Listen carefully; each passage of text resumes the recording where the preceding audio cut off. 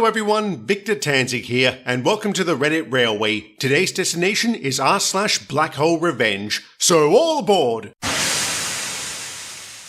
Back in the late 90s, I had a friend who was a widow. She told me about her late husband and how she was able to get rid of him. You see, he was extremely abusive towards her and their 5-year-old son. However, he saved the physical stuff for her. He savagely beat her many times. She had permanent scars on her body and had been hospitalized several times. Every day she feared for her life. He controlled her every move, right down to giving her a time frame whenever she had to leave the house. If she didn't come back within that period, if she was so much as a minute late, he would put her through hell. He was a licensed gun owner who kept a hunting rifle. Sometimes he would hold it to her head and dry fire, threatening he'd kill her and their son if she ever tried to leave him. He also swore he'd take his own life for the same reason. That last one was no idle threat. He actually did swallow a bottle of pills once because she was late getting back to the house. In a panic, she called the ambulance and they were able to save him. I'm sure she regrets doing that. One day, she went to the shops to get food. On the way back, she got caught in traffic. She was terrified when she pulled up to the house 10 minutes late. She said it felt like her insides were being ripped out of her body. But after going inside, she found her husband sitting motionless on the couch with an empty bottle of pills beside him. Yep, he had overdosed again. My friend said a million thoughts were racing through her head before they suddenly stopped. In that moment, she had made a decision. Rather than call the ambulance like she did last time, she sat down on another couch and simply watched him die. He was barely alive as is, but his breathing lessened as time went on. Eventually, it stopped entirely. By this point, he was beyond any hope of revival. That was when she called the emergency services. The paramedics and police arrived. She acted hysterical and completely broke down. This was enough to convince the authorities she had nothing to do with his passing, which was ruled a suicide. She never faced any criminal charges. Now free of her abuser, she was able to rebuild her life. She went back to school, got a degree, and is living well alongside her son. I haven't seen her in years, but I have no doubt she doesn't regret what she did. More like what she didn't do. If the cops did catch on she let her husband die, I have to wonder, is that considered a crime? Are there any laws that say a person has to contact the emergency services if they know someone is in trouble? I don't see how such a law could exist, but then again, I'm not a lawyer. And if such a law does exist, I highly doubt any jury would send this woman to prison. If anything, her letting him die sounds like a public service. What an absolute bastard. To OP's friend, I say well done. Not just for getting rid of that mongrel, but for carrying on in spite of the hell he put her through. Back in my early 20s, I used to drink to the point of passing out. I went to a party one night. While I don't remember sleeping with this girl, I woke up naked next to her. We exchanged numbers and I think nothing of it. A month later, I get a call that she's pregnant and it's my kid. I go over to her house to talk about it. This is where I find out her dad and all her brothers are members of the KKK. As the father of her child, they forced me to become a good Christian warrior for the white race, and I had to attend meetings. To say these guys were idiots was an understatement. No understanding of history or anything else. It was just a bitch session about other races. I started drinking during these meetings just to get through them. During one session, I blurt out, "If we're concerned about bettering the white race, why the hell aren't we helping them? The Black Panthers fed the community, ran their own schools, and created a base to make their race more successful. What are we doing besides dressing up like idiots and complaining?" The meeting hall exploded. The head racist, or whatever he called himself, took notice and held me back afterwards. Truth be told, I was kind of hoping he'd shoot me, but what actually happened was quite surprising. I went on a rant about how morality is a luxury compared to survival. I told him if you want white people to succeed, you need to lead by example and be employable. Tattoos and hooliganism are not going to get that done. Childcare and the ability to keep people fed is what you need to start doing.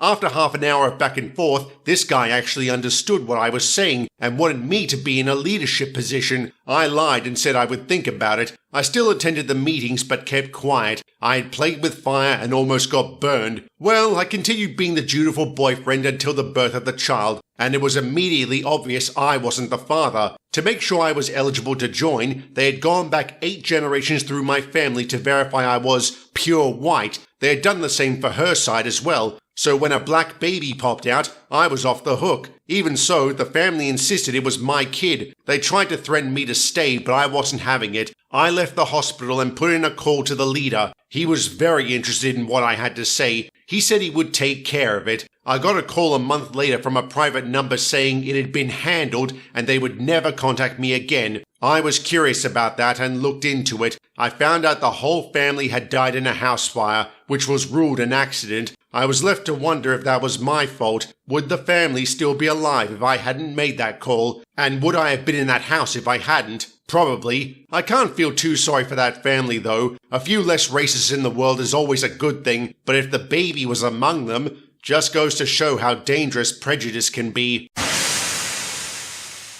This story occurs in the early 2000s in a large urban city. I was 17 at the time and a heroin addict. My mother kicked me out after I stole our rent money to buy drugs for the second time. To feed my habit, I became a prostitute. It wasn't a fun job. The guy I worked for was a dick, but he kept me high, so I was happy to stick around, even if he did hit me from time to time. He had some other girls working for him. One of them was named Sugar. We hated Sugar because she was a snitch. She would go running to our pimp every time she saw something, like if we took a little extra money to buy a candy bar or a pack of condoms. The crazy thing was her snitching didn't earn her any extra points with our pimp. As long as we weren't taking too much of his money, he didn't care if we skimmed $5 here or there. But whenever it was brought to his attention, he had to do something about it. By do something, I mean hit whoever was skimming in order to keep the rest of us in line. It got old fast. She was weird too. Despite her snitching, she still somehow thought we were friends. One time, I took a little bit of money. She found out and told our daddy. He beat me, and later that day, she acted all buddy-buddy with me like nothing had happened. Did she think I'd forgotten? Whenever I said I didn't want to work with her, which was all the time, she had the nerve to act hurt. I absolutely hated Sugar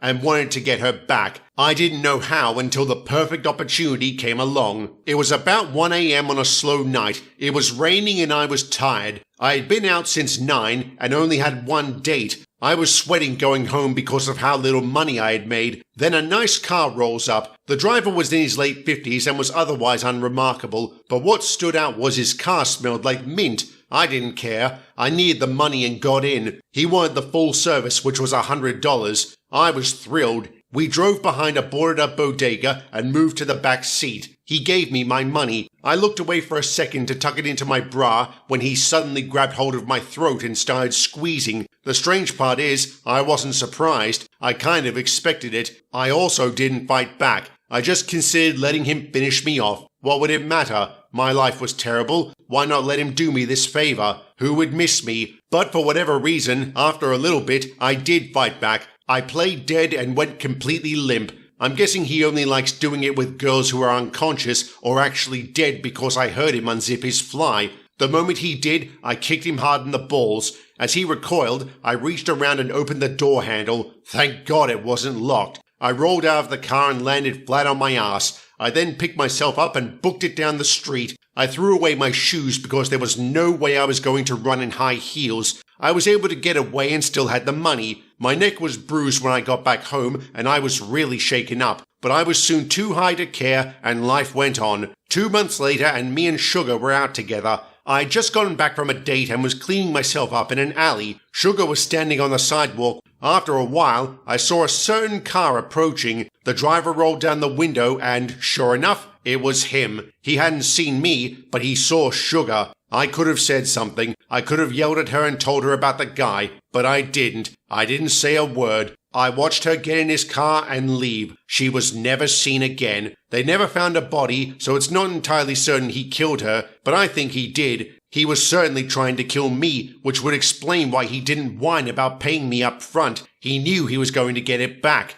I did see him one more time after Sugar disappeared. I waved and blew a kiss at him. There were no hard feelings. After all, he did me a favor. About a year later, I got arrested. I was actually able to get clean and sort my life out. I never told anyone about this until now. Do I regret not warning Sugar? Not one bit. I deserved the life I got, but she made it that much harder by snitching all the time. I have no sympathy for her. Yes, I admit what I did was evil, but I don't care. Obviously, yikes. I've heard the saying snitches get stitches, but it looks like OP believes snitches get cemeteries. That's assuming Sugar was murdered. Given her body was never found, maybe she got away like OP did. Maybe that experience scared her enough to turn her life around too. Or maybe I'm being too optimistic. Maybe that bloke did kill her and dispose of the body. I guess we'll never know. I also can't decide if she deserved what she got. Having never been in OP's position, I don't know what I would do if I were at rock bottom, and I hope I never find out.